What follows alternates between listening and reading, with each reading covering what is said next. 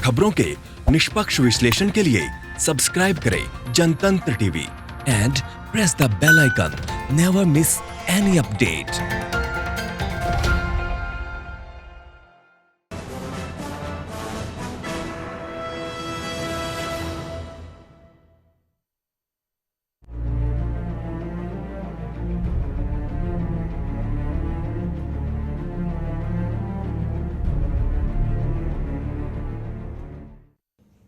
नमस्कार, आप देख रहे हैं आज का मुद्दा। मैं हूं आपके साथ दीपाली। कानपुर शूटआउट के मुख्य आरोपी गैंगस्टर विकास दुबे की गिरफ्तारी तो हो गई, लेकिन उस पर सवाल ज्यादा हैं, लेकिन जवाब कम है। विपक्षी दल पुलिस प्रशासन पर सवाल उठा रहे हैं तो सरकार से जवाब की उम्मीद की जा रही है, लेकिन अभी तक कोई भी संतोषजनक जवाब नहीं मिल पाया है।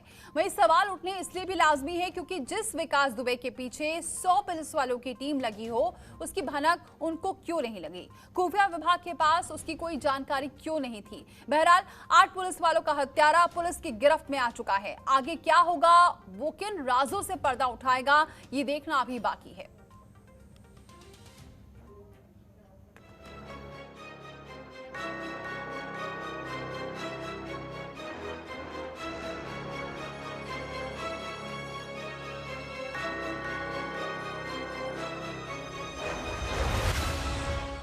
उत्तर प्रदेश का मोस्ट वांटेड अपराधी विकास दुबे आखिरकार कानून की गिरफ्त में आ ही गया।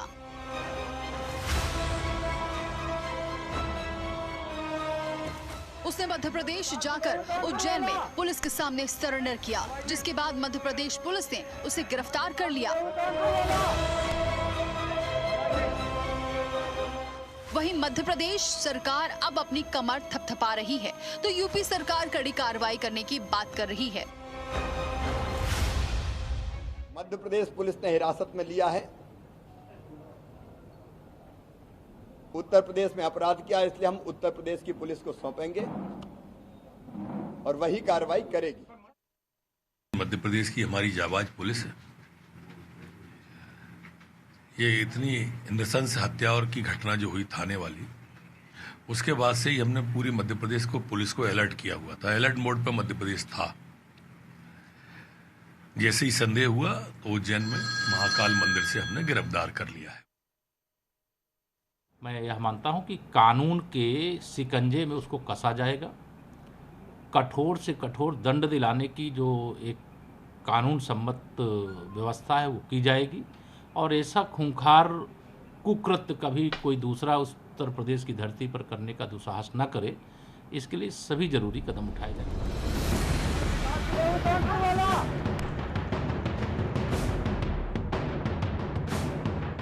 उत्तर प्रदेश में 8 पुलिस वालों की हत्या करने के 6 दिन के बाद गैंगस्टर विकास दुबे की गिरफ्तारी तो जरूर हुई, लेकिन इससे पुलिस की कार्रवाई कम और विकास दुबे का सोचा समझा सरेंडर ज्यादा माना जा रहा है,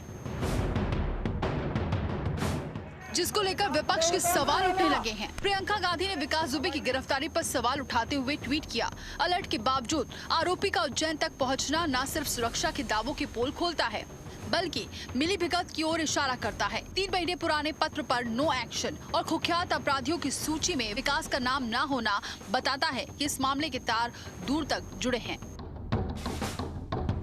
निरंतर जिस तरह का खौफ का माहौल बना है, उत्तर प्रदेश की सरकार कानून व्यवस्था पर पूरी तरह विफल है। केवल छोटे मोटे अपराधियों को ढेर करके इस कानून व्यवस्था के सच को समाप्त नहीं किया जा सकता। जंगल राज कायम है। उत्तर प्रदेश सरकार को अब बर्खास्त होना चाहिए।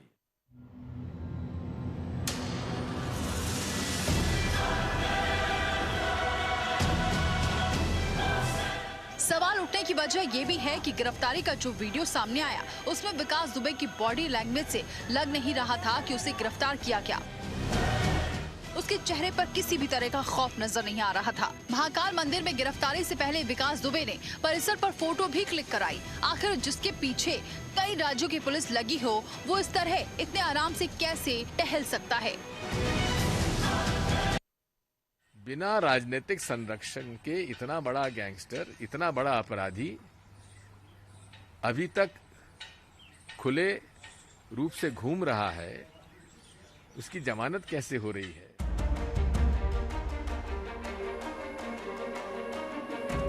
बताया जा रहा है कि विकास दुबे ने महाकालेश्वर मंदिर की पर्ची कटाई और उसके बाद खुद ही सरेंडर कर दिया। हालांकि उज्जैन पुलिस कह रही है कि उसे गिरफ्तार किया गया है, लेकिन यहाँ कहानी इतनी सीधी नजर नहीं आ रही जितनी बताई जा रही है। उम्मीद है कि गैंगस्टर के चैप्टर के और पन्ने खुलने बाकी हैं। जनतंत्र टीवी के लिए जुबेर खान की रिपोर्ट।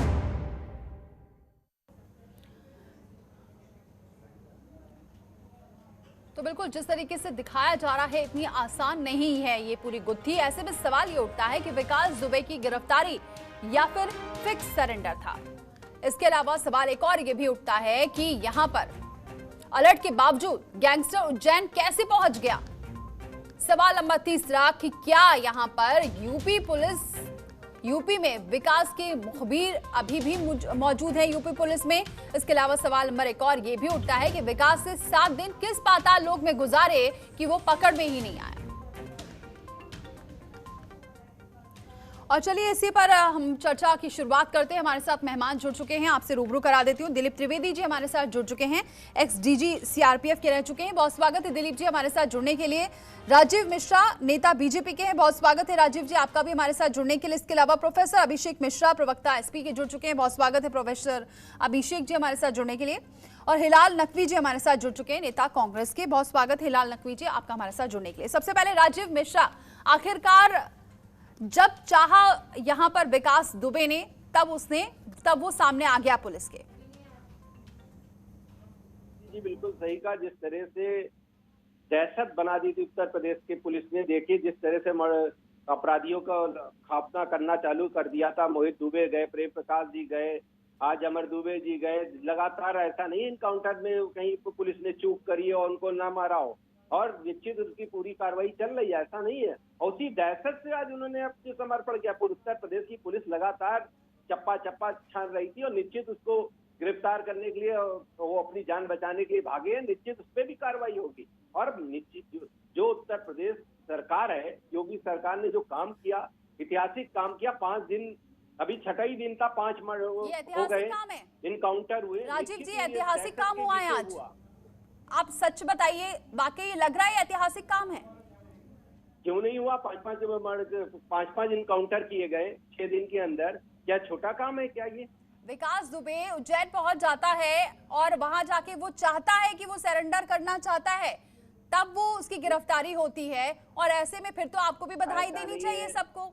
लगातार पुलिस छापा मार रही थी और वहां तक की पुलिस पहुंच चुकी थी। ऐसा नहीं उत्तर प्रदेश की पुलिस सतर्क नहीं थी, लगातार उसने छापा भी मारा, होटल से बाहर निकल के भागे भी। और ऐसा नहीं उत्तर प्रदेश की पुलिस ने कहीं चूक करी हो। एसटीएफ से लेके सारी पुलिस फोर्स लगी और निश्चित उसकी गिरफ्तारी के लिए लगे थे। और लेकिन उसी दहशत की वजह से आज उसने सरेंडर किया। निश्चित आपको बता रहा हूँ, उत्तर प्रदेश की पुलिस ने जो काम किया वो ऐतिहासिक किया। 5-5 आदमी को इनकाउंटर किया। यही तो सवाल है राजीव जी, सवाल यही है कि आपने सभी उसके गुर्गे को पकड़ लिया, एनकाउंटर भी कर दिया, हर जगह छानबीन कर ली, लेकिन विकास दुबे इतना घूमता हुआ फरीदाबाद, दिल्ली, एनसीआर घूमता हुआ पहुंच गया उज्जैन। और चप्पे चप्पे पर पुलिस थी, हर जगह नाकेबंदी की गई थी, सभी एजेंसियां अलर्ट पर थी और वो महाकाल के दर्शन करने पहुंच गया, पर्ची भी कटवा ली। और आप कह रहे हैं कि बहुत अच्छा है, यहाँ पर ऐतिहासिक काम किया है पुलिस ने। कैसे? आप मुझे एक बात बता दीजिए राजीव जी, ऐतिहासिक कदम कैसे हो गया?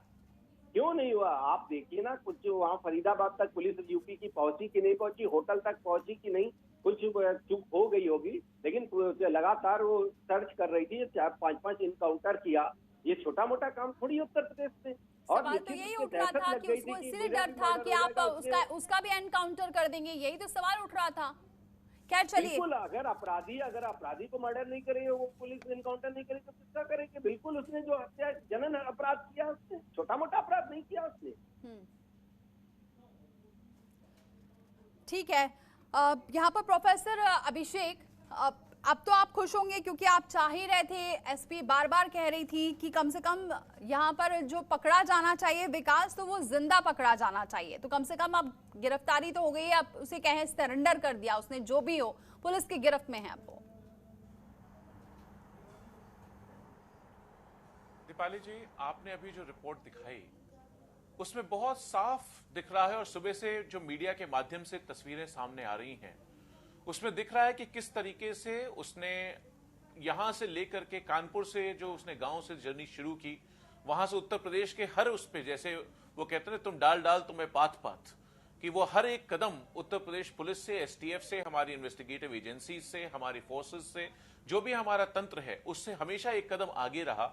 और उससे होता दिल्ली पहुंचा, वहां फरीदाबाद पहुंचा, फरीदाबाद से जब वो निकल गया तब उत्तर प्रदेश पुलिस वहां पहुंची, फिर वहां से कई जिले, कई थाने, कई प्रदेशों को लांघता हुआ, उसकी बाउंड्रीज को, टोल प्लाजास को, कई रेंजेस को नापता हुआ वो मंदिर के वहां तक पहुंचा। मंदिर में उसने दर्शन किए, बाकायदा स्नान किया, पूजा पाठ की, उसके बाद उसने अपनी फोटो खिंचवाई, फोटो वायरल करी और लोगों को भेजी वहां से, और उसके बाद वही नंबर इस्तेमाल कर रहा है वो जो पहले भी उसका नंबर था, जो उसके पास in person on body phone पकड़ा गया है, वो आज भी वही नंबर था मोबाइल का जो पहले था। अगर शायद उसी को ट्रैक कर रहे होते तो वो पहले मिल गया होता।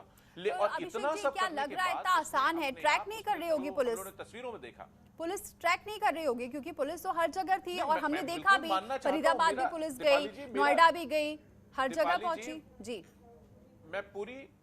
दीपाली जी, मैं पूरी ईमानदारी से मानना चाहता हूं, मेरा दिल चाहता है, मेरा दिमाग ये विश्वास करना चाहता है कि उत्तर प्रदेश की पुलिस उसको ट्रैक कर रही थी, उस पर हावी थी, क्योंकि अल्टीमेटली मेरे और आपकी सुरक्षा, मेरे घर परिवार की सुरक्षा भी वही पुलिस उसके जिम्मेदार है। तो मेरा दिल ये नहीं मानना चाहता, लेकिन जो तथ्य आए हैं मैं वो तथ्य आपको बता रहा हूं, और ये भी वो तथ्य जो अभी अभी आपने अपने उसमें दिखाए हैं पैकेज में, कि आप उसमें जिस तरीके से बुला के उसने कहा कि भाई मैं ही हूं विकास दुबे, और लोग नहीं समझे एक बार में, तो उसने बताया मैं विकास दुबे कानपुर वाला, नहीं समझे वो विकास दुबे कानपुर वाला। तब फिर उसको मंदिर के किसी एक गार्ड ने पकड़ा, मंदिर के गार्ड, आपने फोटो देखी होगी जिस तरह बाहर टहल रहा था वो, किसी ने उसको कॉलर तक नहीं पकड़ रखा था, टहलता हुआ एक सिपाही के साथ बाहर निकला, बाहर निकल करके फिर एक दो सिपाही आए। अभिषेक जी, इसका मतलब आपने सुनने में आई होगी कि भाई आप मरवाओगे क्या, इसको अंदर ले लो, इसको अंदर ले लो, तब फिर वो अंदर गया है थाने में टहलता हुआ।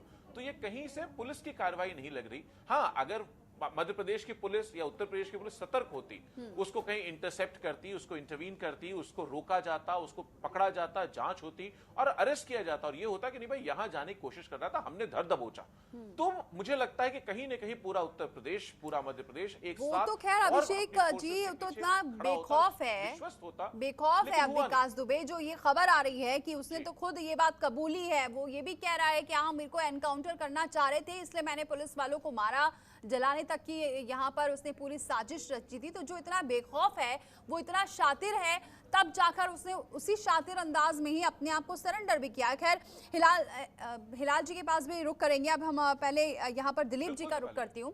दिलीप जी, आप इस पूरी कार्रवाई को कैसे देख रहे हैं, क्योंकि यहाँ पर बहुत सारे सवाल उठ रहे हैं पुलिस की कार्यप्रणाली पर एक बार फिर से।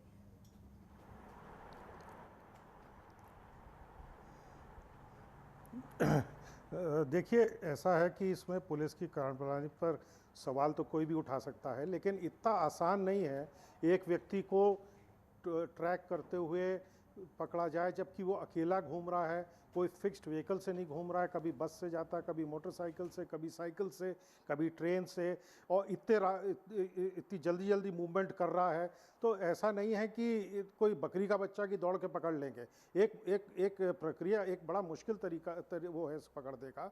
कितने आप इस देश की इतनी बड़ी जनसंख्या है, उसमें इतने सैकड़ों लोग रोज मूव कर रहे हैं ऊपर नीचे, तो उसमें से एक व्यक्ति अकेला चल रहा है, तो उसको कैसे आप इतनी जल्द वो कर सकते हैं। लेकिन फैक्ट ये है कि उसने सरेंडर क्या किया, उसने अपने आप को महाकाल में ये साबित करके पकड़वाया है कि वो विकास दुबे है, ताकि उसके एक एविडेंस क्रिएट हो जाए कि जब वो पकड़ा गया है तो वो ठीक ठाक था और पुलिस उसके साथ कोई जाति ना कर सके। उसका उद्देश्य ये है, लेकिन उस उद्देश्य को पकड़वाया भी क्यों उसने अपने आप को? पुलिस के दबाव की वजह से पकड़वाया है। तो ये कहना कि पुलिस ये और पुलिस वो, ये तो मैं नहीं मानता। इतना आसान थोड़ी ना है कि आप हवा में से किसी को एकदम ढूंढ निकालेंगे। और कोई गैंग कर बना के नहीं चल रहा था, कोई वैसे नहीं चल रहा था, अकेले घूम रहा था। तो जब इसने और फिर ये चुनता क्या है, एक सिक्योरिटी वाले को चुनता है, क्योंकि कल को अगर इसके वकील कुछ गवाही दिलवाना चाहेंगे इसके फेवर में, तो आम आदमी को कहाँ ढूंढते रहेंगे? तो वर्दी वाले को आसानी से ढूंढ लेंगे, उसके यहाँ पे साइड में लिखा SIS कंपनी, तो वो उस SIS वालों के थ्रू उसको कोर्ट में भी बुलवा सकते हैं। तो ये निश्चित रूप से इसको ये भय हो गया था कि मैं सही भय था कि गलत था ये तो मैं नहीं कह सकता, लेकिन इसको ये डर था कि मेरे को अगर पुलिस ने पकड़ा तो मेरा एनकाउंटर हो सकता है। सर, इस वजह से सवाल उठ रहे हैं, ये जो एनकाउंटर को लेकर भी बहुत सवाल उठ रहे हैं, बहुत सारे विपक्ष भी ये सवाल उठा रहा है कि अगर ये इस तरीके से अपने आप को सरेंडर नहीं करता, और जैसा कि बार बार ये बात आ भी रही है कि उसको इस बात का डर था कि कहीं ऐसा ना हो कि उसका भी एनकाउंटर हो जाए जैसे बाकी गुर्गों का हुआ है, तो क्या लग रहा है कि ये एनकाउंटर करके ही कहीं ऐसा तो नहीं कि मामले को दबाने की कोशिश होती, लेकिन अब ऐसा नहीं हो सकता है?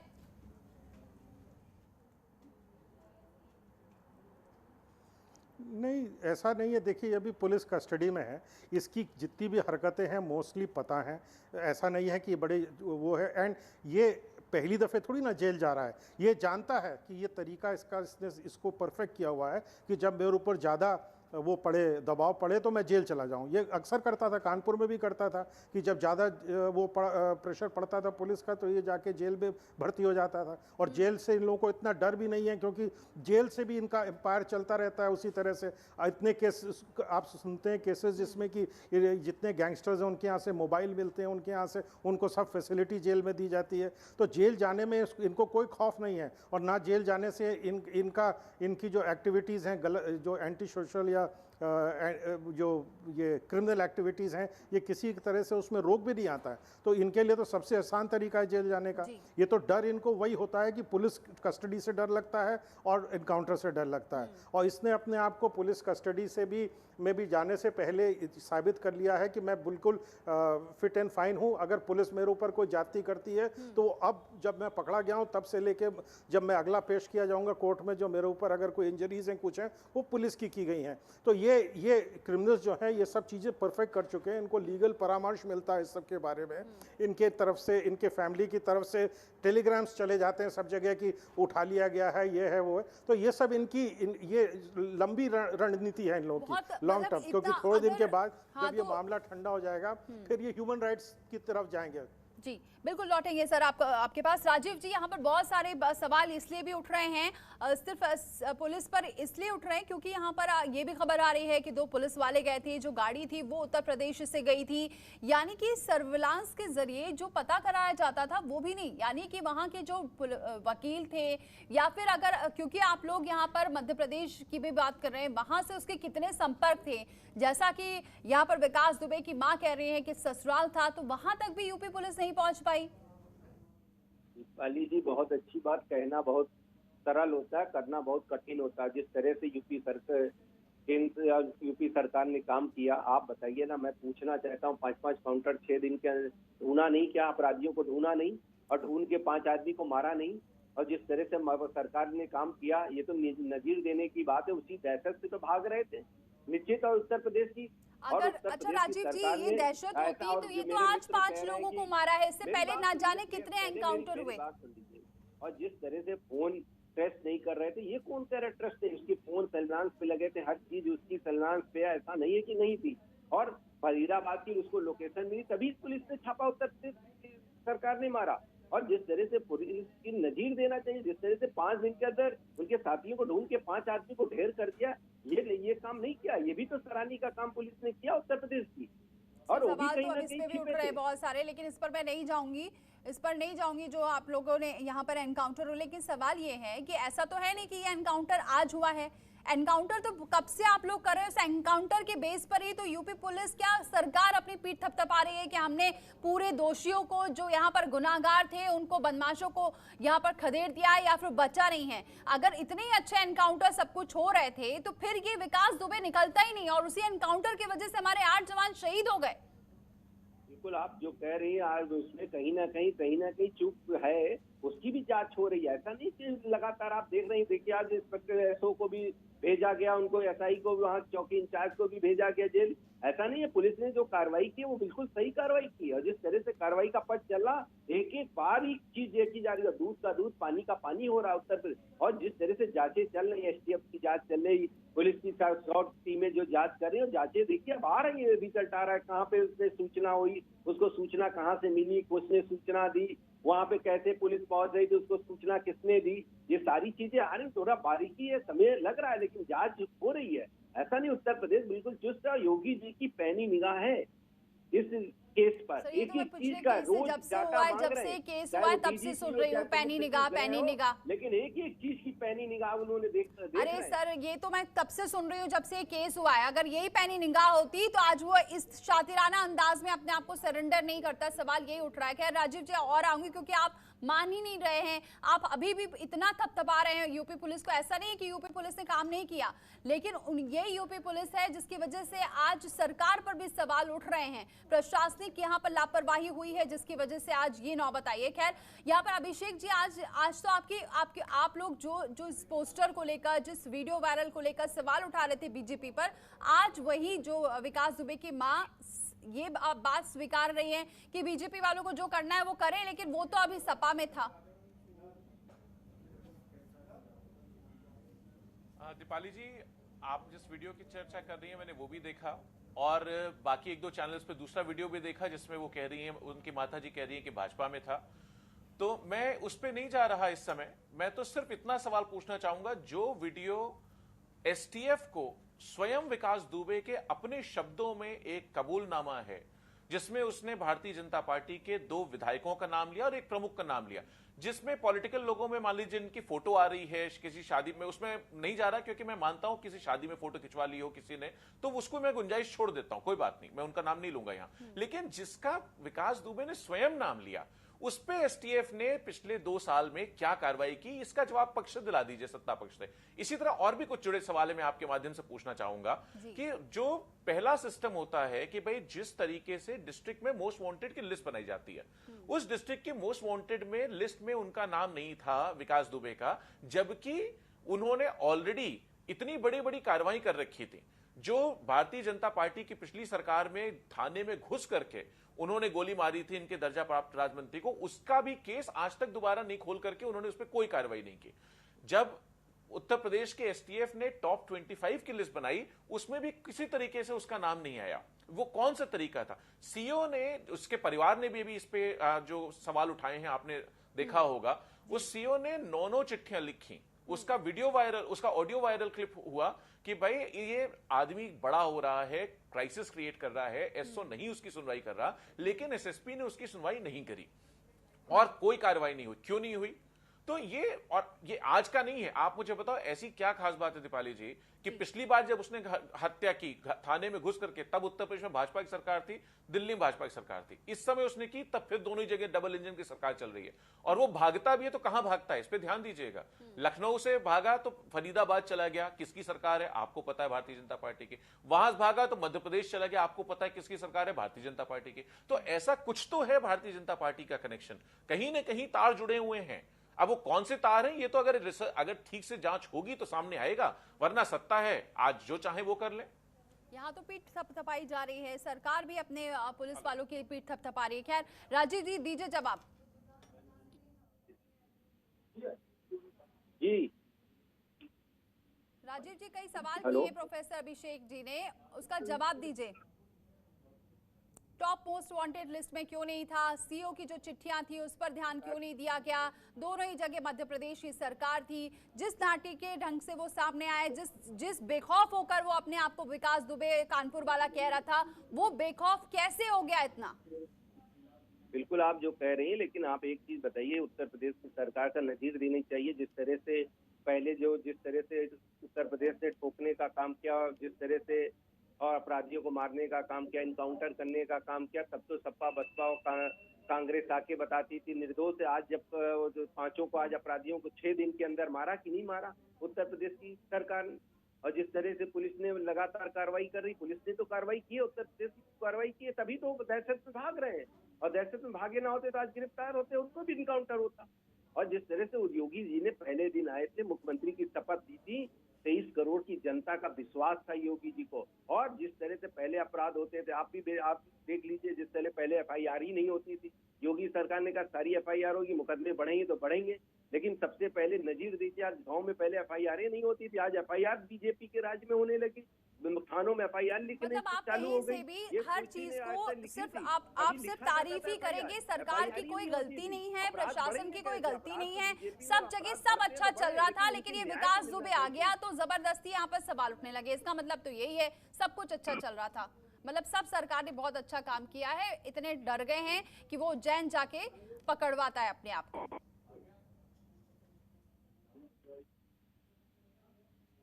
चलिए दिलीप जी, यहाँ पर आपने एक अहम बात कही थी सर कि यहाँ पर अगर ये जेल भी चले जाते हैं तो वहां से भी बच के आ जाते हैं। इसका मतलब सिर्फ हम यहाँ इसको इतना नहीं सीमित समझें कि वो अगर उसको जेल में डाल भी दिया जाता है तो वो उसको फांसी हो या उम्र कैद हो, क्या सजा तय हो, वो बीच में भी बच के आ सकता है। जब बीच थाने में वो किसी को मार के आ सकता है, फिर भी इतने सालों से बचा हुआ है, तो इस केस में भी लगता है कि आगे कोई कठिन कार्रवाई होगी उस पर, जिस तरीके का वो है। दिलीप जी। हाँ, देखिए ऐसा है, पब्लिक मेमोरी छोटी होती है, शॉर्ट होती है और थोड़े दिन के बाद लोग इस एपिसोड को भूलना शुरू कर देंगे। ये लोग उस टाइम का वेट करते हैं जबकि लोगों की मेमोरी से वो एपिसोड निकल जाए। फिर ये जो गवाह होते हैं उनको डरा धमका के हॉस्टाइल करवाते हैं और इस तरह से कानूनी कार्रवाई की जो प्रक्रिया है उसमें बाधा डालते हुए ये इंश्योर करते हैं कि इनको सज़ा ना हो पाए। इसलिए इसी वजह से इनको ना कानून का डर है ना जेल का डर है। इनको अगर थोड़ा बहुत डर है तो वो पुलिस का डर है। और ये जो अभी देखिए कोई भी इसमें कोई डाउट ही नहीं है कि ये अगर 60 आप लोग बात कर रहे हैं 60 केसेस इनके हैं, 60-65 है, तो कहीं एक्चुअल 60-65 तो वो हैं जो लिखे गए होंगे। मेरे हिसाब से तो इससे कहीं ज़्यादा केसेस होंगे। और मैं आपको बता दूं, मैं डीआईजी कानपुर भी रहा हूं 2001 में। मैं तब से इसके बारे में जानता हूं कि ये काफ़ी बड़ा क्रिमिनल था उस समय भी। और बिना किसी पार्टी का नाम लिए मैं किसी न कहीं किसी न किसी स्टेज पे इन लोगों को राजनीतिक संरक्षण मिलता है। और राजनीतिक संरक्षण इस हद तक होता है कि वहाँ के लोकल एसएचओ और इसको एसपीज वगैरह का ये ट्रांसफ़र करवाने में भी सक्षम रहते हैं। इस वजह से नीचे वाले लोग इन पे कार्रवाई करने में भी थोड़ा सा हिचकिचाते हैं। या जैसे हम लोगों ने देखा इस केस में कि इनकी दोस्ती करने लगते हैं और इनकी दोस्ती करके फिर इन्हीं के मुखबिर बन जाते हैं, इन्हीं को इन्फॉर्मेशन देने लगते हैं। तो ये, और इसमें कोई एक पार्टी नहीं है। मैं जितनी भी पार्टीज यूपी में पावर, मैंने तो कांग्रेस के ज़माने से सन 78 से लेके सन 2014 तक नौकरी करी है यूपी पुलिस में। तो मैं जानता हूं कि ये हर पॉलिटिकल पार्टी इन लोगों का उपयोग करती है, ऐसे लोगों का जब उनको आवश्यकता पड़ती है, और वो लोग भी पार्टीज़ का उपयोग करते हैं जब उनको आवश्यकता पड़ती है। और जब इस प्रेजेंट केस में तो मैं इतना कह सकता हूँ, एक रामधारी सिंह दिनकर जी की कविता है कि जब विनाश मनुष्य पर छाता है तो उसका विवेक मर जाता है। तो ये इस समय इसने ऐसी हरकत कर दी है कि सब राजनीतिक लोग इससे दूर हो गए हैं और सब लोग इसके पीछे पड़े हैं। मतलब सबकी पॉस्चरिंग ये है कि जैसे कि हमारा इससे लेना देना नहीं है। बट ऐसा नहीं है, कोई ये अकेला ये नहीं है। यूपी के और भी जितने बदमाश हैं, चाहे वो मुख्तार अंसारी हो, चाहे अतीक अहमद हो इलाहाबाद के, चाहे कोई भी हो, सबको कहीं ना कहीं किसी न किसी स्तर से कभी ना कभी, और ये भी नहीं है कि हमेशा एक ही पॉलिटिकल पार्टी का उनको संरक्षण मिलता है। वो बदलते रहते हैं, जो पार्टी इन पावर होती है उसके साथ जाते रहते हैं। एक प्रतापगढ़ में है राजा भैया, आपने उनका भी सुना होगा किस तरह पार्टी बदलते रहते हैं। तो ऐसे बहुत सारे लोग हैं यूपी में। तो अब ये तो क्योंकि घटना बहुत बड़ी हो गई है तो इसलिए ये परिस्थिति आ गई है। बट और ये 60-70 केस तो जो लिखे पड़ी के, अदरवाइज इससे कहीं ज्यादा केस है। और ये कहा जा सकता, ये अभी राजनीतिक दल जरूर पीछे हट रहे होंगे, लेकिन आगे आने वाले दिनों में अगर इसने कुछ कहा और जो राज निकले वो कैसे सामने आते हैं और कौन कौन यहाँ पर संरक्षण दे रहा था, ये अब सामने आना बेहद जरूरी है। बने रहिए दिलीप जी हमारे साथ, और दोनों ही हमारे साथ प्रवक्ता भी बने हुए हैं। एक छोटा सा ब्रेक लेते हैं, फौरन लौटते हैं।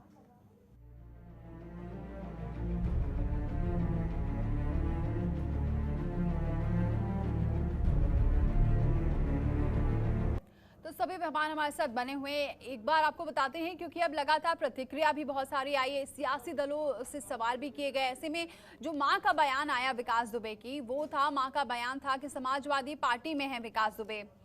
इसके अलावा और सवाल यहाँ पर अखिलेश यादव के साथ विकास का गुड्डन त्रिवेदी क्यों है, ये भी सवाल उठ रहा है कि यहाँ पर ये गुर्गा है जो हम तस्वीरें दिखा रहे हैं। अखिलेश सरकार में मंत्री रहे शिव कुमार बैरिया के साथ क्यों दिखे यहाँ पर विकास दुबे, इसमें तमाम तस्वीरें आ रही क्योंकि सपा बहुत जोर शोर से सवाल उठा रही है। विकास की पत्नी ऋचा दुबे समाजवादी पार्टी की स्थायी सदस्य रही, ऐसे में कैसे यहाँ पर समाजवादी पार्टी अपने आप को यहाँ पर साफ सुथरा बताती है। पुराने इंटरव्यू में विकास दुबे बोला बीएसपी चीफ मायावती उसे नाम से जानती है। 2005 तक सरकारी गनर भी विकास दुबे को दिया गया था, ये क्यों? ऐसे में सभी पार्टियां यहां पर बच नहीं सकती हैं। और हमारे साथ हिलाल नकवी जी भी जुड़ चुके हैं, लेकिन अभी सबसे पहले प्रोफेसर मिश्रा जी के पास जाती हूँ। अभिषेक जी, अब कैसे आप यहाँ पर सवाल उठाएंगे कि यहाँ पर सिर्फ विकास दुबे को बीजेपी का संरक्षण था? सब साफ, सारी चीजें साफ हैं एकदम। इतना शह नहीं दिया होता तो आज ये नौबत नहीं आती। दीपाली जी, फोटो अगर आपने इनके मंत्रियों के साथ भी दिखाई होती तो मुझे ज्यादा अच्छा लगता कि आप ये दिखाती कि बीजेपी के साथ भी हैं और इनके साथ भी हैं। तो मुझे ज्यादा अच्छा लगता। मैं अभी कुछ और बोलूंगा तो आप कहेंगे आप मुझ पे सवाल उठा रहे हैं, इसलिए वो चीजें मैं अवॉइड कर देता हूं। नहीं, मैं कह रही हूँ बीजेपी के साथ तो सवाल उठ ही रहा है क्योंकि उनकी सरकार है, जिम्मेदारी तो उन्हीं की है। लेकिन सवाल क्योंकि आप नहीं है इस वक्त सरकार में, तो सिर्फ सरकार का नहीं, फोटोग्राफ का। दीपाली जी, फोटो अगर आप सपा के साथ की दिखा रही हैं, एक जो भी उनके साथ की है, तो उसकी भी दिखा दीजिए। मैं तो सिर्फ इतनी बात कह रहा हूं। दूसरी बात मैं इतना कह रहा हूं कि जिस तरीके से जिस एक पोस्टर को लेकर के ये कहा जा रहा है कि ये उसमें थे, मैं उस पर जवाब दे रहा हूं बहुत साफ साफ कि आज तक कभी इनका एक एप्लीकेशन पत्र भी मैंने देखा था जो कि किसी आईटी सेल का कमाल भी हो सकता है, नहीं भी हो सकता है, लेकिन एक पन्ने का एप्लीकेशन फॉर्म था समाजवादी पार्टी से टिकट के लिए। मैं ऑन रिकॉर्ड कह रहा हूं कि आज तक समाजवादी पार्टी ने इनको कभी भी किसी तरीके का कोई भी टिकट इनको या इनकी पत्नी को नहीं दिया। ये ऑन रिकॉर्ड में आपको कह रहा हूं। अगर और अच्छा, ये कठिन काम नहीं है दीपाली जी, सिर्फ इलेक्शन कमीशन की वेबसाइट पे कोई जाएगा तो सारे कागज, सारे रिकॉर्ड, सारे एफिडेविट सब मिलते हैं वहां पर। अगर होता तो आज तक हमारे आपके सामने आ गया होता, वो नहीं है, वो गलत बात है। एक तीसरा बात आपने कही आजीवन सदस्यता का। समाजवादी पार्टी के संविधान में, जो कि इलेक्शन कमीशन ऑफ इंडिया की रजिस्टर्ड पार्टी है, इलेक्शन कमीशन ऑफ इंडिया का अप्रूव्ड संविधान है, उसके हिसाब से आजीवन सदस्यता का कोई तरीका नहीं है। इस पार्टी में मैं भी आजीवन सदस्य नहीं हूं, पर मुझे लगता है शायद हमारे संविधान में राष्ट्रीय अध्यक्ष को भी सदस्यता लेनी होती होगी। राष्ट्रीय अध्यक्ष जी भी आजीवन सदस्यता का कोई तरीका नहीं है समाजवादी पार्टी में। मुझे लगता है शायद भारतीय जनता पार्टी में भी नहीं होगा। भारतीय जनता पार्टी वाले सामने बैठे हैं, कांग्रेस वाले बैठे हैं, वो लोग भी इस बारे में बता देंगे। अच्छा ठीक है अभिषेक जी, आपकी बात मान ली मैंने, चलिए मैंने मान लिया आपकी बात। ये पॉइंट भी 100% गलत है। ठीक है प्रोफेसर, मैंने आपकी बात मान ली, लेकिन सर ये बताइए कि अगर ये ऐसा तो है जैसा कि अभी दिलीप जी ने भी बताया कि 2001 से सक्रिय, उससे पहले भी था, लेकिन हर सरकार में बचता चला गया, आपकी सरकार में भी बचता हुआ चला गया। ऐसे गिरोह, ऐसे मोस्ट वांटेड अपराधी को आप लोगों ने भी कैसे छोड़ दिया? आज तो चलिए नाम आ गया सामने इसलिए सब पीछे पड़े हैं, लेकिन उस वक्त आपकी भी सरकार रही है। दीपाली जी, अभी जो डीजी साहब सवाल उठा रहे थे, मैं अभी एक गंभीर बात कहना चाह रहा हूं आपसे। जो डीजी साहब अभी सवाल उठा रहे थे और जो उन्होंने बात रखी, उनका जीवन भर का उसका एक जर्नी है उसकी, तो मैं ये कहना चाहूंगा कि इस बात पे हम सब पार्टियों को एक सख्त निर्णय लेना चाहिए और सारी पार्टियों को इकट्ठा होकर इसमें एक मेरा तेरा का विवाद मिटा करके, और ये मैं राजनीति से और इस चर्चा से ऊपर उठ के कह रहा हूं अपनी बात, कि निश्चित रूप से हमको जहां भी क्रिमिनल एलिमेंट दिखे उसको किनारे करके, उसका विरोध करके, उसके लिए कोई नुकसान उठाना पड़े। और मैं आपको उसका उदाहरण देता हूं। समाजवादी पार्टी के राष्ट्रीय अध्यक्ष ने, मैं नाम नहीं लूंगा, लेकिन आपको पता है, पूरे देश को पता है कि 2, 3, 4 ऐसे नाम थे जिनको कुछ लोग पार्टी में लाने की कोशिश कर रहे थे। उस पर उन्होंने स्टैंड लिया, उन्होंने कहा मैं न इनको पार्टी में लेने दूंगा और न मैं इनको चुनाव लड़ाऊंगा। और ये चुनाव से पहले की बात भी है और जब वो माननीय मुख्यमंत्री थे तब की भी बात है। तो हमने बिल्कुल विरोध किया, ये बात सच है कि हम ये सबको इस पे काम करने की जरूरत है। लेकिन मैं सिर्फ एक उदाहरण दे दूं, जो लोग होलियर देन दाऊ बनने की कोशिश करते हैं, बड़ी बड़ी बातें करते हैं, उसमें सिर्फ 2 बातें कहना चाहूंगा।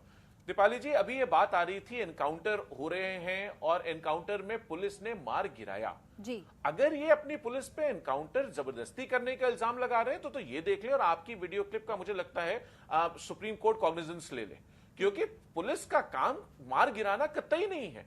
हाँ, अगर उसने विरोध किया तो आप बिल्कुल 1 नहीं 3 मारिए, 3 नहीं 30 मारिए।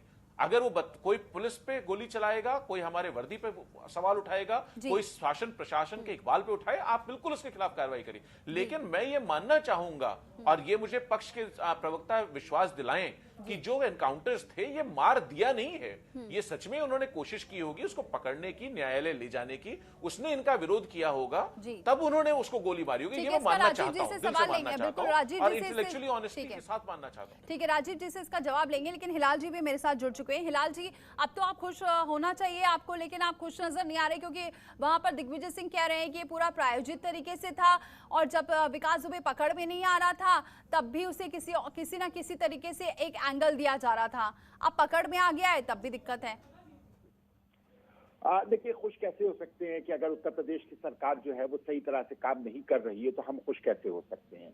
हम खुश कैसे हो सकते हैं कि जब उत्तर प्रदेश की पूरी सरकार जो है वो पुलिस के कुकर्मों को डिफेंड करने के लिए बैठी हो। अपने आप में ये हास्यास्पद भी है और आश्चर्यजनक भी है कि अगर पुलिस महकमा सही तरह से काम नहीं कर रहा है तो भारतीय जनता पार्टी को अन्य राजनीतिक दलों के साथ खड़ा होना चाहिए था और साथ में कहना था कि पुलिस ने अपने काम को सही तरह से अंजाम नहीं दिया है। जिस तरह से पुलिस को डिफेंड करती हुई दिखाई दे रही है भारतीय जनता पार्टी, अपने आप में ये निश्चित रूप से बहुत कुछ कहता है। ये अपने आप में साफ साफ बताता है कि पुलिस जो है वो निष्पक्ष रूप से कार्य नहीं कर रही है, कहीं ना कहीं राजनीतिक जो उसके अंदर क्रिया और प्रतिक्रियाएं हो रही हैं उसके अंतर्गत काम कर रही है, तभी ये पुलिस को डिफेंड कर रहे हैं। वरना पुलिस को डिफेंड करने का क्या मतलब है? पुलिस फेल हुई है, पुलिस उसको गिरफ्तार नहीं कर पाई है। भारतीय जनता पार्टी को ये कहने में क्या शर्म आ रही है? क्या पुलिस इनके कार्यकर्ता जो हैं वो पुलिस के अंदर भर्ती हो गए हैं, जो इनको ये कहने में शर्म आ रही है कि नहीं पुलिस नहीं पकड़ पाई?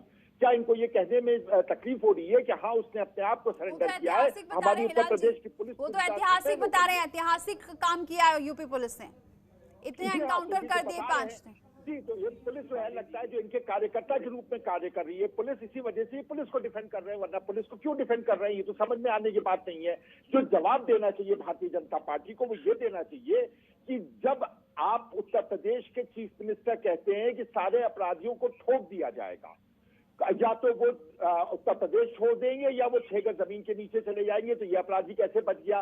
वो समाजवादी पार्टी का सदस्य था, बहुजन समाज पार्टी का सदस्य था, या 2001 में भारतीय जनता पार्टी के ही एक बड़े नेता को उसके अंदर क्या नाम है थाने के अंदर मार दिया था। उस वक्त इन्होंने क्या कार्रवाई की, इसके बारे में कोई जवाब नहीं है। इस बारे में कोई जवाब नहीं कि उस पर NSA क्यों नहीं लगाया गया, किस चीज का इंतजार है, अभी भी नहीं लगाया गया, किस चीज का इंतजार है? यूपी को कहा क्यों नहीं उसको पकड़ के बंद कर दिया गया? वो तो रातों रात पास कर दिया गया था उत्तर प्रदेश में जो जितने भी इस प्रकार के अपराधी हैं उनको रोकने के लिए, वो इसके ऊपर क्यों नहीं लगाया गया? आज भी किस चीज का इंतजार है? लगातार ये सारे के सारे सवाल जो है वो राजनीतिक जो हमारे यहाँ के पर साथी बैठे हुए हैं उनको देना होगा। पुलिस का सवाल जवाब दे रहे हैं वो तो पुलिस देगी। आप ये बताइए कि मुख्यमंत्री के पास अगर गृह मंत्रालय है तो NSA क्यों नहीं लगाया गया उसके ऊपर? हफ्ता भर के अंदर भी क्यों नहीं लगा दिया गया? पहले की बात छोड़ दीजिए, आखिर उससे कौन सी मोहब्बत है? ठीक है, हिलाल जी अब जवाब ले लेते हैं क्योंकि बहुत सारे सवाल एक साथ हो गए। राजीव जी दीजिए जवाब एक एक करके। देखिए, बहुत अच्छे, पहले मेरे मित्र अभिषेक जी का मैं एक जवाब देती हूँ।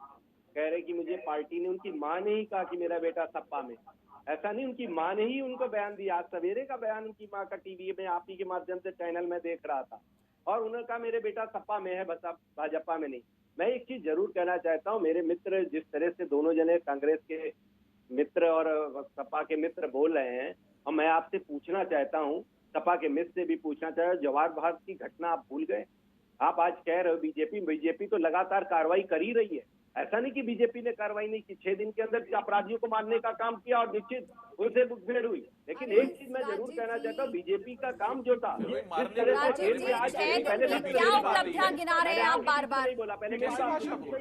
पहले मेरी बात आइए कि सरकार और पुलिस एक है क्या? सरकार का मतलब पुलिस और पुलिस का मतलब सरकार है। पहले बहुत ही चौंकाने वाली बात हमारे जो भारतीय जनता पार्टी, पहले मेरी बात आप सुन लीजिए, मैं आपके बीच में नहीं बोला। पहले मैं बात कर रहा हूँ, मेरी सरकार ने उनको मार दिया। अरे आपकी सरकार है या आपकी पुलिस है? आप कुछ तो तय करेंगे कि आप क्या हैं, आप पुलिस है या सरकार है? सरकार में जो भी अपराध करेगा, अपराधी होगा, निश्चित पहले भी हमारे मुख्यमंत्री का विश्वास था, जिस दिन 2017 में उन्होंने शपथ ली, उन्होंने कहा था अपराधी यहाँ छोड़ दे राजीव जी या सलाखों के पीछे चला जाए। एक मिनट मेरा सवाल सुनिए। एक मिनट राजीव जी, एक सेकंड। आप ना हर सवाल का जवाब आप ये 6 दिन के एनकाउंटर को ही गिना रहे हैं। कुछ भी आपसे सवाल किया जा रहा है, आप ये 6 दिन जो आपने एनकाउंटर किए बस ये बता रहे हैं। थोड़ा आप इस सवाल का जवाब दीजिए ना। पहले प्रोफेसर अभिषेक ने आपसे पूछा कि वो सीओ की जो 9 चिट्ठियां थी उसका आपने जवाब नहीं दिया। अभी हिलाल जी पूछ रहे हैं एनएसए की कार्रवाई करनी चाहिए थी, उसका आप जवाब नहीं दे रहे हैं। आप सिर्फ ये बता रहे हैं कि हमने 6 दिन में क्या कार्रवाई की। दीपाली जी, चिट्ठियों की सब जांच हो रही है, ऐसा नहीं हो जांच नहीं हुई। जांच हुई तभी है तो, और वो चौकी इंचार्ज जेल के पीछे गए, सारी जांचें हो रही हैं, ऐसा नहीं कि जांचें नहीं हो रही। जांच में समय लग रहा है, निश्चित जांचें हो रही है, एसटीएफ की जांच चल रही है। और जिस तरह से आप दूध का दूध पानी का पानी निकल रहा है और हमारे पुलिस भी मिली है तो उस पर भी कार्रवाई हो रही। योगी जी ने एक वचन दिया है कि छोड़ेंगे नहीं अपराध, और निश्चित योगी जी का विश्वास 23 करोड़ की जनता पे। और जिस तरह से काम कर रही योगी सरकार, मैं आपसे कह रहा हूँ, मेरे मित्र कह रहे थे कि अभी अभिषेक जी कह रहे थे, कांग्रेस के मेरे मित्र कह रहे थे, मैं पूछना चाहता हूँ, पहले एफआईआर नहीं होती थी सपा की सरकार में, आज भारतीय जनता पार्टी में जनता का विश्वास, 23 करोड़ की जनता का विश्वास है जो एफआईआर होने लगी। ये काम अगर कोई कर सकता तो योगी सरकार ने कराया। क्या अपराध बढ़ेंगे उसकी चिंता नहीं, लेकिन जनता को विश्वास जरूर देना चाहिए। वो काम अगर किसी ने किया तो योगी सरकार ने। राजीव जी एक सेकंड, जो शहीद के परिजन हैं वो कह रहे हैं कि इस गिरफ्तारी से वो खुश नहीं है। उनको मुआवजे का ऐलान कर दिया, श्रद्धांजलि दे दी, सब ठीक है, लेकिन कैसे उनको इंसाफ दिलाएंगे ये बताइए आप। बिल्कुल इंसाफ मिलेगा, न्याय से भी मिलेगा। तो अभी ऐसा नहीं कि न्याय नहीं होगा, न्याय निश्चित होगा। और जिनकी डेथ हुई है उनको श्रद्धांजलि है, और निश्चित उन परिवार के भी आंसू को पोंछने का काम अगर कोई करेगा, योगी सरकार करेंगे, और उसको कठोर कार्रवाई होगी। ये छोटा मोटी कार्रवाई नहीं हो रही, अभी बहुत बड़ी नजीर बनेगी उत्तर प्रदेश में। ये छोटा मोटा काम नहीं होने जा रहा है। और निश्चित आपको विश्वास दिलाता हूँ, जनता को, 23 करोड़ की जनता को विश्वास दिलाता हूँ, एक नजीर बनेगी ये काम। नजीर तो विकास ने बना दी है, और आप ये नजीर बना रहे हैं, उस पर एनएसए लगाने में शर्मा रहे हैं। नजीर तो आप भी बना रहे हो, आप क्यों टेंशन ले रहे हैं? पहले ये जो अपराधी घूम रहे थे उनको भी, जो अपराधी घूम रहे हैं उनको अगर आप नहीं पकड़ेंगे तो टेंशन नहीं लेंगे। जी यहाँ सिर्फ और सिर्फ विकास दुबे की बात कर रही है। देखिए, विकास दुबे अकेले नहीं थे, उसकी पूरी टीम थी, और टीम में 5 दिन में जो कार्रवाई हुई है, तो ऐसा नहीं छोटी मोटी कार्रवाई हुई है, बड़ी कार्रवाई हुई है। चलिए ठीक है प्रोफेसर अभिषेक, क्यों नहीं लगा रहे, उसमें क्यों शर्मा रहे हैं? वो भी लगेगा, आप अगर उसकी वो भी लगेगा भी कार्रवाई होगी, उसकी जांच हो रही, सारी चीजें सब तो कहीं से आयात करना है क्या एनएसए को जो लगेगा? अरे भाई उसको लगाइए आप। मुख्यमंत्री जी जो सारे फैसले फटाफट लेते हैं, जो सीए के जो लोग प्रदर्शनकारी थे उनको, ठीक है प्रोफेसर अभिषेक बोलिए जल्दी से, फिर मैं दिलीप जी के पास जाती हूँ। और इसके ऊपर लगाने में आपको जो है टाइम लगेगा। प्रोफेसर अभिषेक, प्रॉपर्टी जब्त करने में आपको वक्त नहीं लग रहा है। विकास दुबे से कौन सी आपको ऐसी मोहब्बत है कि उनके खिलाफ काम करने में आपको इतना वक्त लग रहा है? आप बिल्कुल चिंता न करिए, योगी सरकार की पैनी निगाह है, और सारी रोज बैठक हो रही, सब चीज होगा। लेकिन जब पहले तो जांच हो रही, जिस तरह से पकड़े गए, जिस तरह से अब आने आएगा, दूध का दूध पानी का पानी, वो क्या हुआ, क्यों हुआ, सारा जांचे तो आने दीजिए। जांच ही हो रही है। क्या प्रोफेसर अभिषेक जल्दी से बोलिए आप। ठीक है हिलाल जी एक सेकंड, विश्वास दिलाने से नहीं, उससे भी बड़ी कार्रवाई होगी। राजीव जी आपके पास बहुत अच्छे से जवाब तो फिलहाल नहीं आ रहा है, क्योंकि ये बात हम डे 1 से सुन रहे हैं, जांच की जाएगी। खैर प्रोफेसर अभिषेक। दीपाली जी, अभी 3 बातें सत्ता पक्ष की तरफ से उठाई गई हमारे मित्र ने। उसमें सबसे पहले तो मैं ये इस बात का खंडन करना चाहूंगा कि जो एफआईआर के इन्होंने उदाहरण दिया, इन्होंने एक उदाहरण दिया, मैं उदाहरण कई दे सकता हूं, एक ही दे देता हूं इनको, कि मैनपुरी की एक घटना इनको याद होगी, जहां एक महिला थाने गई थी शिकायत करने के लिए, और जहां एक पति थाने गया था शिकायत करने के लिए कि वाइफ को किडनैप कर लिया है, और उस पर इनके पुलिस ने एफआईआर तक नहीं लिखी, बल्कि उसके पति को पीटा। आप ये तो मैं ऐसे और भी उदाहरण दे सकता हूं, और नहीं दूंगा क्योंकि माहौल, आप मुद्दा हम विकास दुबे पे रहते हैं। ठीक है। दूसरा जो इन्होंने बात कही कि क्राइम की, बाकी सरकारों में क्राइम हो जाता है, हमने क्राइम कम किया है। इनके माननीय मुख्यमंत्री जी ने यह बयान ओपनली दिया कि उत्तर प्रदेश को या तो लोगों ने, गुंडों ने, बदमाशों ने, क्रिमिनल ने छोड़ दिया है, या उनका राम नाम सत्य हो गया है। ये 2019 का चुनाव प्रचार के, लोकसभा के चुनाव प्रचार के दौरान का बयान बता रहा हूं। वीडियो आप कहेंगे तो अभी 2 मिनट के अंदर आपको भेज सकता हूं। लेकिन तो ये नहीं कहा तो उन्होंने हो जाएगा, उन्होंने कहा हो गया है। 103 एनकाउंटर की डेथ्स हुई हैं। मैं इनसे आज ये पूछना चाहूंगा उत्तर प्रदेश में कि क्या 103 क्रिमिनल्स के मारे जाने को ये भारतीय जनता पार्टी की सक्सेस बता रहे हैं?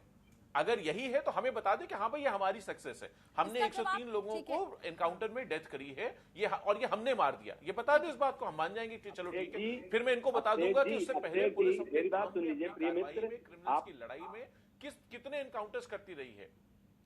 राजीव जी आप बोलिए, फिर इसका जवाब दिलीप जी से अब मिलेगा। प्रिय मित्र, आपको एक चीज बता दें, आपने विधानसभा में भी क्वेश्चन पूछा था और योगी जी ने एक एक तत्वों का जवाब दिया था आपको। आप लोग ने विधानसभा में ये इनकाउंटर वाला किया था, प्रूफ सहित एक एक जवाब विधानसभा के अंदर अगर किसी ने किया था, योगी सरकार ने किया था। और आपके विपक्ष के नेता ने रामचंद्र चौधरी जी ने पूछा था और उन्होंने एक एक तत्वों पे, एक एक विषय पे आपको सारे जवाब देने का काम अगर किसी ने किया था, मुख्यमंत्री ने सदन में देने का काम किया था। ये काम कोई नहीं है। और निश्चित आपने 103 की बात कर रहे हैं, जिस तरह से अधूरा जवाब वो भी था, हमने विधानसभा में भी अपनी बात दर्ज कराई थी कि अधूरा जवाब है, लेकिन ये है कि नेता सदन की हैसियत से उन्होंने अपनी बात खत्म कर दी, इसलिए हमने चैलेंज न्याय 23 करोड़ की जनता को न्याय। ठीक है राजीव जी, एक सेकंड, प्रोफेसर अभिषेक एक सेकंड, एक मिनट, ठीक है, मुझे अभी दिलीप जी से बात करनी है। दिलीप जी, ये जो एनकाउंटर को लेकर पीठ थपथपाई जा रही है, जिसकी तारीफों को पुल शुरू से ही बांधे जा रहे हैं, ये क्या है? क्या ये वैलिड कैसे होता है? यानी कि जो सही एनकाउंटर है वो क्या होता है, जो फर्जी एनकाउंटर है वो क्या होता है? और दूसरी बात, ये जो बात आ रही है कि विकास दुबे इस डर की वजह से उज्जैन पहुंचा कि कहीं उसका एनकाउंटर ना हो जाए, क्या ये वाकई ये भय हो सकता है कि उसका एनकाउंटर ऐसे ही कर देती पुलिस? देखिए दीपाली जी, देखिए दो चीज़ें, एक तो प्रोफेसर मिश्रा, अभिषेक मिश्रा जी ने कहा कि समय आ गया है कि सभी पार्टीज़ मिल के हर क्रिमिनलों को अपने से दूर करें। अगर ये स्थिति आ जाए उत्तर प्रदेश में तो मेरे को लगता है कि आने वाले समय में उत्तर प्रदेश का बड़ा कल्याण हो जाएगा, पर मुझे लगता नहीं ये होगा। ये एक सोच है, लेकिन बहुत अच्छी सोच है, और अगर ये हो जाए तो बहुत अच्छा है। दूसरा, मैं आपको बताऊं कि पुलिस को किसी को गोली मारने का अधिकार नहीं है। पुलिस को मिनिमम यूज़ ऑफ फोर्स के साथ व्यक्ति को पकड़ना है और पकड़ के उसको न्यायालय के सामने लाना है। और लेकिन कई दफ़े जब वो जब पकड़ने जाते हैं तो जो व्यक्ति जिसको पकड़ रहे हैं वो पुलिस पे हमला कर देता है। तो जवाबी तो अपने सेल्फ डिफेंस में पुलिस गोली चलाती है या पुलिस हथियार उठाती है। तो जो भी पुलिस कार्रवाई करती है वो अपने सेल्फ डिफेंस में करती, ना कि उसमें। और ये बार बार कहना कि मार गिराया, ये अभी समझ नहीं रहे हैं। ये पुलिस के लिए बाद में एक बहुत बड़ी प्रॉब्लम हो जाएगी इसको जस्टिफाई करने का। इसको कभी भी कोई पुलिस वाला इसलिए गोली नहीं चलाता कि उसको गोली चलाने का शौक है। उसको गोली वो तब चलाता है जब उसको अपनी जान के ऊपर बनाती है। हाँ जी सर, बोलिए। और ये अधिकार ना पुलिस को भी नहीं, पब्लिक को भी है, आपको भी है, मेरे को भी है, सबको है कि अपने सेल्फ डिफेंस में आप गोली चला सकते हैं। तो सवाल ये है कि जब हम सेल्फ डिफेंस में और कुख्यात बदमाश को पकड़ने आम आदमी तो जाता नहीं है, पुलिस ही जाती है। और जब पुलिस हमला करती है तो पुलिस जवाबी कार्रवाई करती है। जवाबी कार्रवाई सेल्फ डिफेंस में उसके कभी पुलिस वालों को गोली लगती है और पुलिस वाले मरते हैं, कभी वो मरते हैं। 8 पुलिस वाले मरे ही हैं। और अभी भी जितने एनकाउंटर हुए हैं, जिसमें 2-3 एनकाउंटर हुए हैं अभी इसी केस के, उसमें भी पुलिस वाले भी घायल हुए हैं। तो ये पुलिस के पास तो केवल ये है कि मिनिमम यूज़ ऑफ फोर्स करें और उस जो अपराधी है उसको न्याय प्रक्रिया के तहत कोर्ट में पेश करें, और उसको सजा जो देने का काम है वो कानून का काम है, कोर्ट का काम है, पुलिस का काम नहीं है। अगर पुलिस को ये इख्तियार दे दिया जाए कि वही मजिस्ट्रेट बन के और वही सजा दे दे और वही तय कर ले कि किसको मारना है किसको नहीं मारना है, तो लॉन्ग टर्म में इसके बहुत खराब परिणाम हो सकते हैं। और तभी यही सोच के मेरे ख्याल से ये कानून इस तरह से बनाया गया है। बिल्कुल, आप शायद राजीव जी इसको समझ गए होंगे। खैर हिलाल जी, अब इसे राजनीति ये इसको जातिगत तौर पर तो अब नहीं देखा जाएगा ना? देखिए, यहाँ के पर अपराधी हैं वो, और एक अपराधी को अगर बचाने के लिए या उसके लिए आगे लोग निकल करके आ रहे हैं, कुछ एक जाति विशेष के लोग जो है उसको जाति से जोड़ करके कर रहे हैं, तो हम उसकी निंदा करेंगे। जाहिर सी बात है, अपराधी को जाति से जोड़ करके देखने की जो बात की जाती है वो अपने आप में कहीं से भी उसकी कोई उसका औचित्य नहीं बनता है।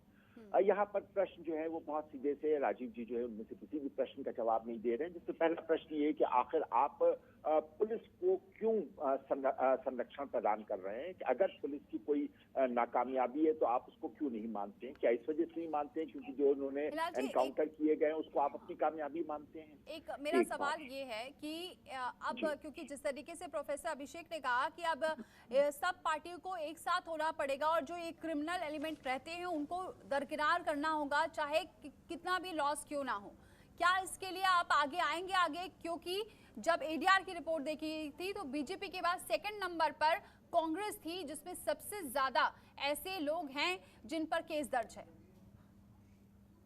नहीं, अगर उत्तर प्रदेश की बात करें तो सेकंड पर नहीं है। उत्तर प्रदेश की बात करें तो नंबर 4 पर है कांग्रेस का। एडीआर की रिपोर्ट की हम बात कर रहे हैं जी। देखिए, एक बात बहुत स्पष्ट है कि कोई भी राजनीतिक दल कभी भी किसी भी अपराधी को, जो जघन्य अपराधी होते हैं, उनको ना संरक्षण देना चाहता है और ना ही उनको अपने यहाँ सदस्य बनाना चाहता है। और हर राजनीतिक दल जो है वो ये बात को मानता है कि हमको इन्हें किसी भी तरह का कोई संरक्षण नहीं प्रदान करना चाहिए। हर एक राजनीतिक दल कहता है कि हमको इन्हें टिकट नहीं देना चाहिए इलेक्शन लड़ने के लिए।